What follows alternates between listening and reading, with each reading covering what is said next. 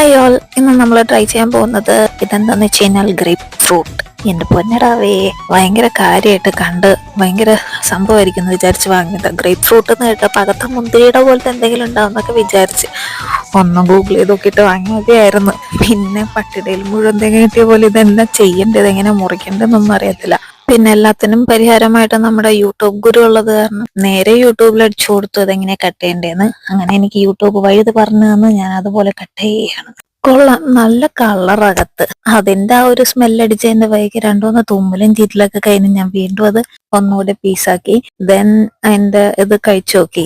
ഈ ചെറിയ പിള്ളേർക്ക് ഫസ്റ്റ് ടൈം നാരങ്ങ കൊടുക്കത്തില്ലേ, ആ ഒരു എക്സ്പ്രഷനാണ് എനിക്ക് വീഡിയോ വോയിസ് ഓവർ കൊടുക്കുന്ന ടൈമിൽ തോന്നിയത്. അയ്യേ, എന്ത് മോന്തേന്ന്, അയ്യേ.